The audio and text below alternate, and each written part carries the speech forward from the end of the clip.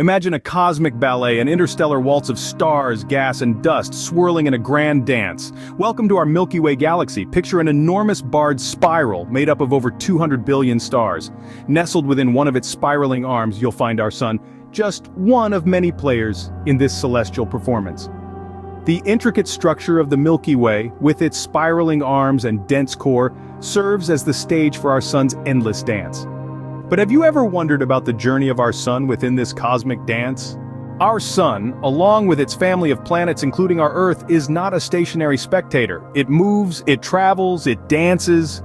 As we speak, our sun is engaged in a grand cosmic ballet, embarking on a journey we call the sun's galactic year. The sun's galactic year, you ask? That's the amount of time it takes for our sun, along with our entire solar system, to orbit around the Milky Way's center. Picture an enormous cosmic carousel, with the sun as one of its radiant horses, galloping around the galactic center. But this is no quick jaunt around the park. This celestial journey takes a staggering 230 million Earth years to complete.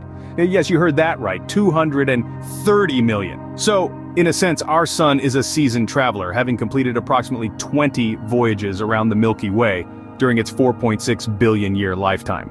But this dance, this journey, it's not just about our sun or our galaxy. Imagine the grandeur, billions of stars in our own galaxy, each pirouetting on their own celestial stage. And beyond that, billions of other galaxies, each teeming with stars, each performing their cosmic ballet.